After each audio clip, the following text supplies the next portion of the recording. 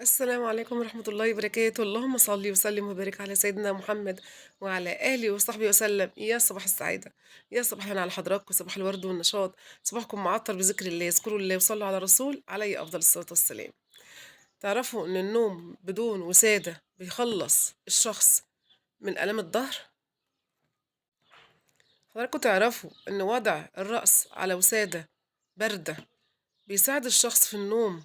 عشان كده احنا دايما لما نيجي ننام في الصيف، خصوصا في الصيف، نقعد نقلب في المخدة بتاعتنا ونشوف المكان البارد فين ننام عليه. حضراتكم تعرفوا ان لو جالك دوار او دوخة، ليه دايما بنلجأ ان احنا نمسك اي حاجة بايدينا؟ لان دايما في ايدينا اعصاب تدي اشارة للمخ ان احنا ثابتين ومش هنقع. فبالتالي المخ ينتبه ان حضرتك ماسكة اي حاجة بايدك او ساندة على حيطة او اي حاجة، فده بالتالي بيديله اشارة ان حضرتك متوازنة. تعرفوا إن في ناس عندها منبه طبيعي؟ يعني إيه يا لولو؟ يعني دايمًا بيبقى عندهم حاسة كده إن هم في وقت معين عايزين يصحوا فيه، بيصحوا فيه من غير بدون ما حد يصحيهم.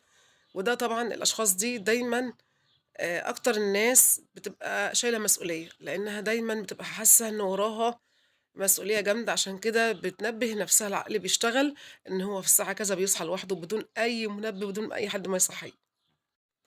الناس اللي بتشتكي من ريحة الكوتشيات بتاعة أولادها، خصوصًا لو غسلتيه برضه لبسه، وفي نفس الحكاية بعد ما يتلبس برضه ريحة الكوتشي بتاعته مش حلوة، هاقول لِك على فكرة حلوة جدًا. إن شاء الله هتعجبِك بإذن الله.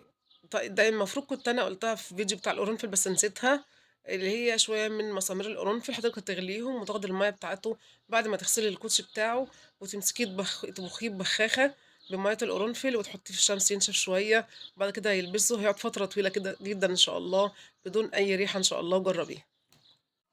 تعرفوا حضراتكم إن في أطعمة كتير جدًا بتقوي جهازك المناعي، خصوصًا في الشتا، خصوصًا في الفترة دي، لإن دايمًا في ناس كتير جدًا بتاخد علاجات كتير لوجود الفيروس المنتشر الأيام دي، خصوصًا في الأطفال، اللي هو السخونية والبرد والكحة والكلام ده. عندِك أطعمة كتير جدًا بتخلّي حضرتك إن أنتِ عندِك مناعة وأطفالِك عندها مناعة. أولًا الخضروات بأكملها، الجزر بيعمل مناعة جامدة جدًا في الجسم، التوم والبصل، السبانخ، الفلفل الأحمر سواء حلو أو حار، الجنزبيل، الكركم، كل دي حاجات بتزوّد عندِك المناعة في جسمِك. دايمًا في الفترة دي احرصي إن حضرتِك تشرّبي ولادِك حاجات سخنة كتير. احرصي جدًا في الفترة دي إن أنتِ حضرتِك تزوّدي من المشروبات السخنة لولادِك.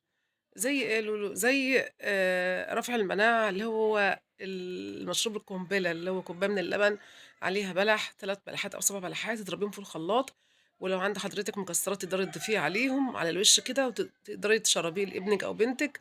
ده رافع مناعة فظيع جدًا، وتحليه بالعسل الأبيض، يا سلام! ما شاء الله بساعات في التركيز، بيدّي مناعة جامدة جدًا لولادِك وحتى ليكِ كمان. ما شاء الله جرّبيه إن شاء الله هيعجبكم جدًا. زوّدي الحاجات السخنة اللي زي اليانسون، زي مشروبات الزنجبيل على القرفة، ليمون سخن، الحاجات دي كلّها بتدّي مناعة جامدة جدًا للولاد، وكمان بتدفّيهم في الشتا الجامد ده. باشكر حضراتكم جدًا، يا رب دايمًا تكونوا مستفيدين من أي فيديو باعمله، وما تنسونيش في اللايك والاشتراك في القناة. السلام عليكم ورحمة الله وبركاته.